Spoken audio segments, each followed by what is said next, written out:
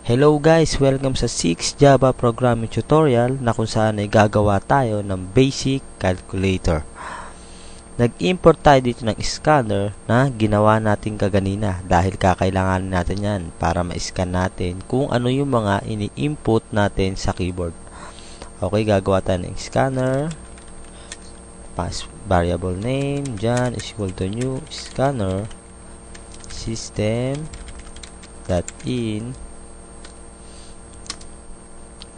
Tapos, gagawa tayo ng variable. Double equals to first number.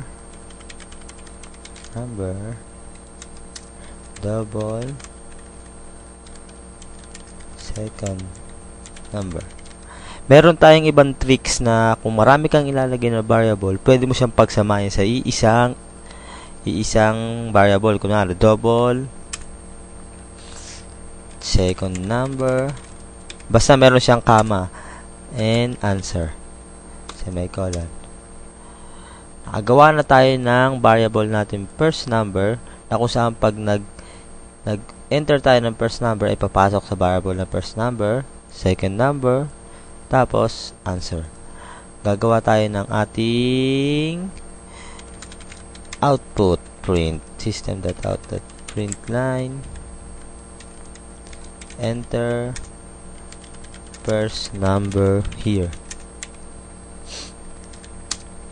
Then gagawa tayo ng ating scanner. I-scan na natin siya. First number is equal to dyan dot next double. May tanong kayo, bakit ganyan? Bakit next double ang ginamit ko? Hindi yung next line na ginawa natin kaganina. Kaya next double ang ginamit ko dahil gumamit tayo ng ating mga numbers. Hindi tayo pwedeng mag next line kasi ang next line ginagamit lang yun para sa string o kaya sa mga text na ini-input natin. Kaya double ginamit natin dahil gumagamit tayo ng number. Number yung ini-input natin. Kaya yun. Ito enter first number here. Kung ano yung tinype natin dito ay papasok sa ating dyan.next double, diba? Tapos ang dyan next double daw ay equal sa variable na first number. Kaya kung ano yung tinype natin dito ay equal sa first number. Okay? So, gawa naman tayo ng sunod. System.out.print line. Enter second number here. Tapos second number is equal to dyan dot next double. Yan. Enter second number here. Kapag nag-enter tayo ng number ay papasok sa ating dyan dot next double, diba? Kapag nag-enter tayo ng number daw dyan sa second number, siya daw ay equal sa variable natin second number. Example, naglagay tayo dyan ng 1. Ang 1 daw ay equal sa ating variable na second number. Kumbaga dito siya mag-hold.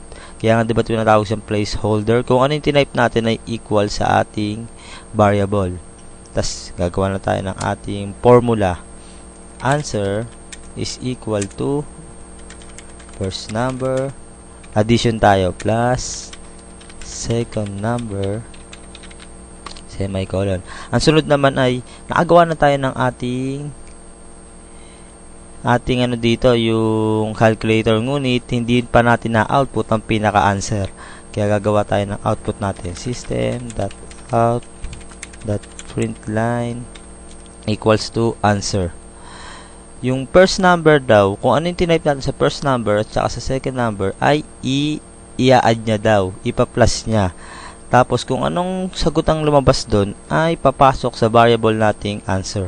Kaya, ang ilalagay natin dito sa huling-huli natin, kung nakapapakita ang answer, ay ang variable answer na lang. Semicolon. Compile natin siya. Hoy. First number, next double. Wala pala tayong wala tayong parenthesis. Okay, compile natin. Yun, no, syntax error na siya. Tapos, i-run natin. Yan. Enter first number here.